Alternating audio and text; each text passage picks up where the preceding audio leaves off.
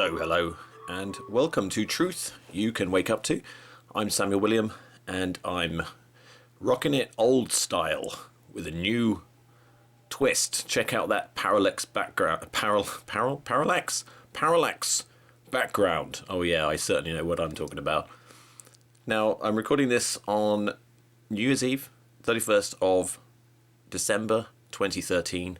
I thought a good time to reflect possibly on what's happened in 2013 of note.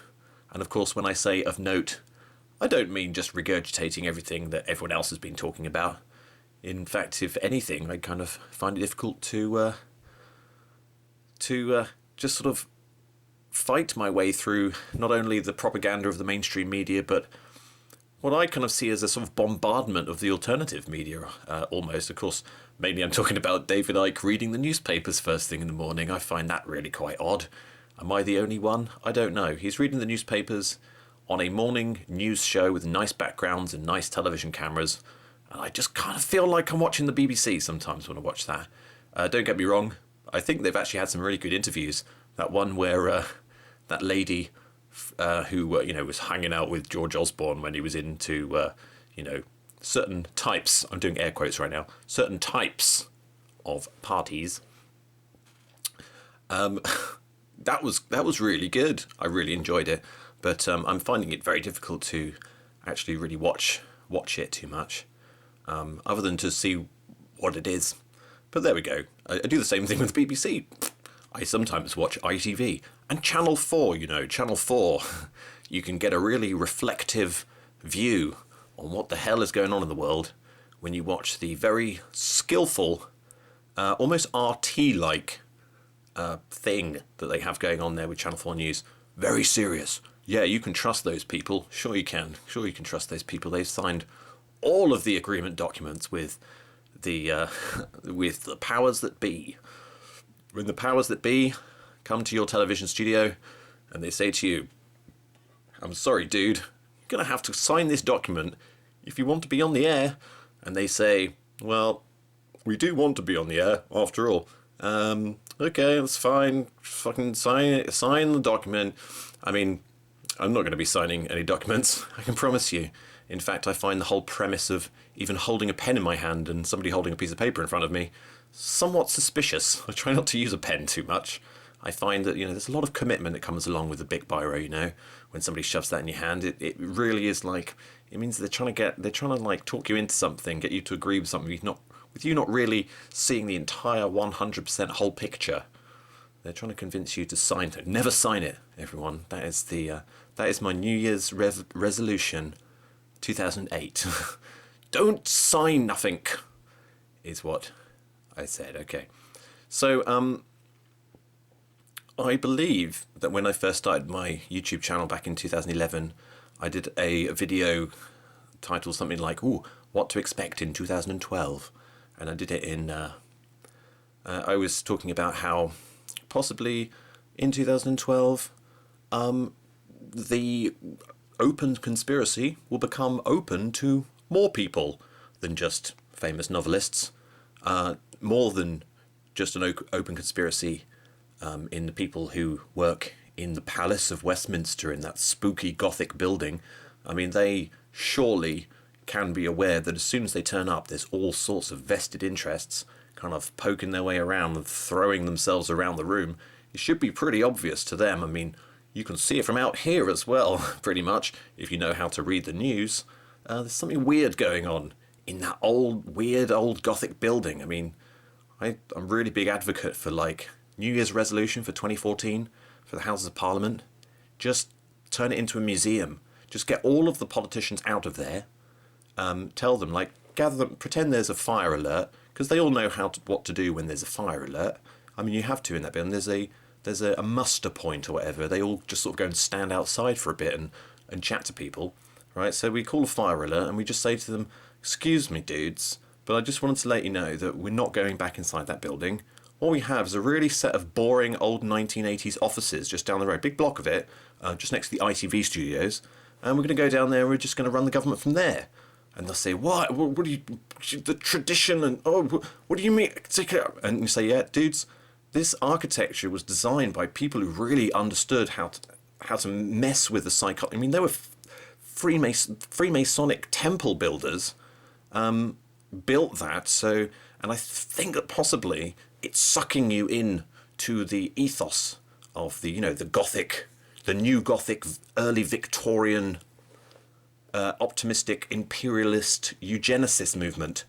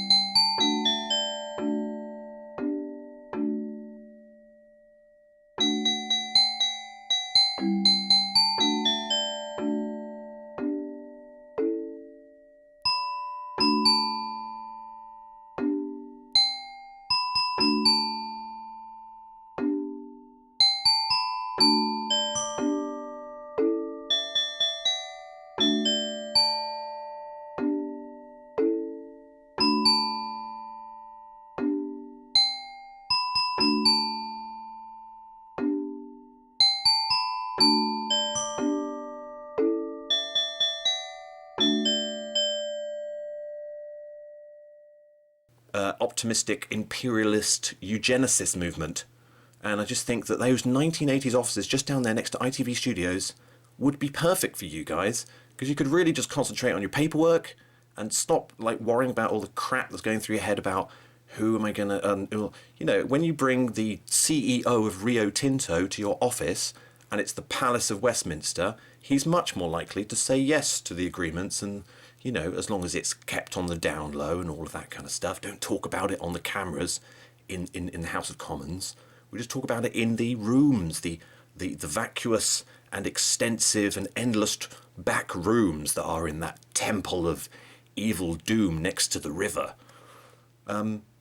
If you took the CEO of Rio Tinto from his luxury £300 million apartment, which he spends 2 weeks a year in London, and you say, come over and have a meeting with me, and you take him to a shitty old 1980s office block next to ITV Studios, he kind of feels like he doesn't really want to hang out with you anymore. You're not really that cool. And possibly he might just go and do business elsewhere. And of course, I don't know where he'd go. He'd go off. He'd go via Switzerland, obviously, and then he'd just sort of disappear into the Caucasus. Just disappear into the mainland economic zone. Just like, see you later, dude from Rio Tinto. He'd sell his house, and we'd turn that into a museum as well. We'd just turn it into a museum.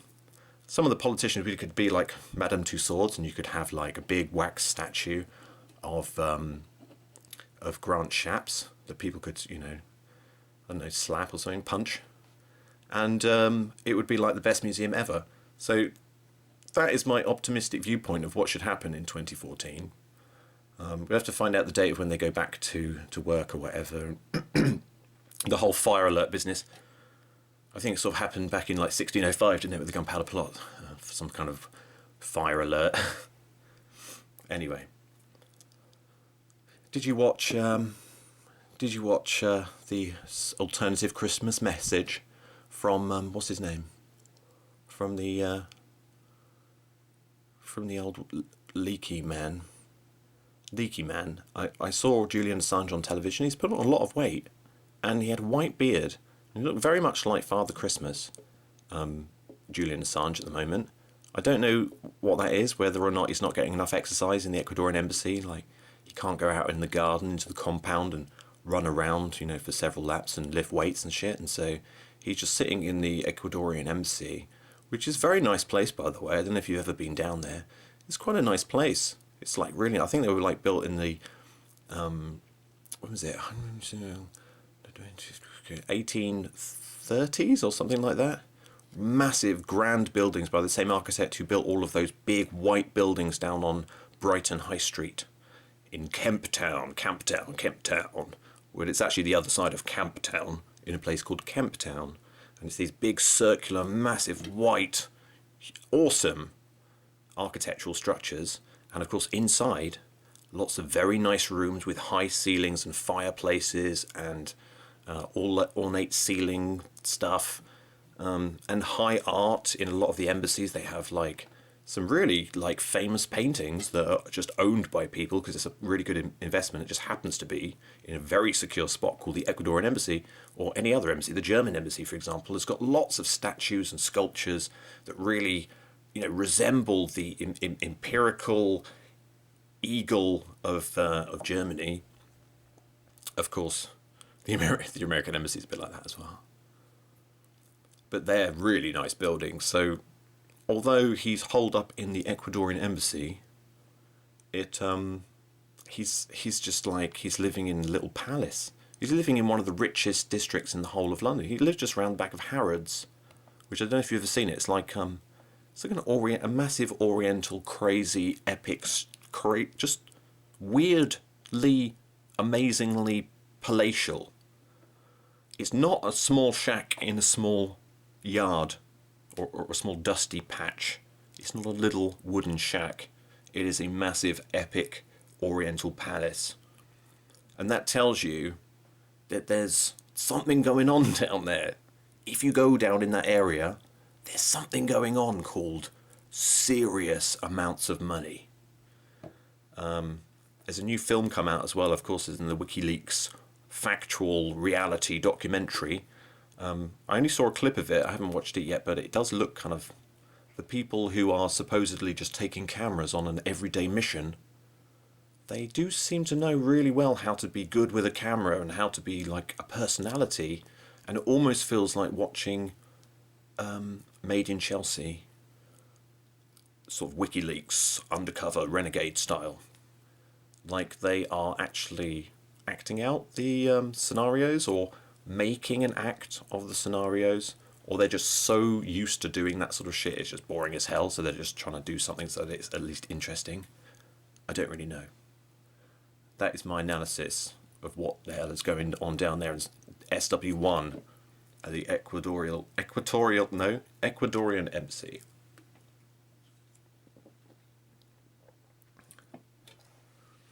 Other than that, I've got nothing to say. But I hope to make more content. Maybe like this, maybe like something else.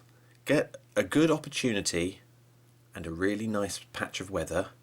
Some kind of weird, horrible thing involving lots of people.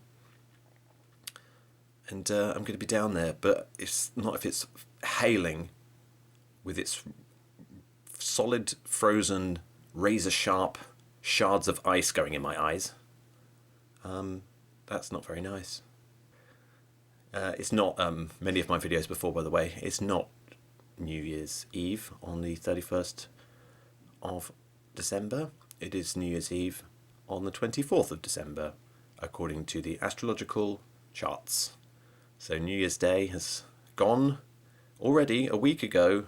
A lot of people called it Christmas Day, and they underwent some kind of strange ritualistic thing with a triangular object in their house with a lit up star on the top, which, by the way, I found out the other day was introduced and popularised in Britain by Queen Victoria and Prince Albert when they were very young, and they were pictured, because photography was at a very early stage, a photograph, apparently, I haven't seen it, of those two standing there with the Christmas tree, and everyone in the United Kingdom was like, what the hell is that thing in the corner? It's a Christmas tree. Only the cool people do it. Sorry, I mean the German people. Sorry, I mean the cool people. Apparently it's a German tradition. Yeah. And I listened to a bit of the Queen's Christmas message, and wow, that woman really does have a very strong German accent. And there's nothing wrong with German people, but there is something wrong with the royal family. I don't know if you noticed. Anyway, I will see you next time.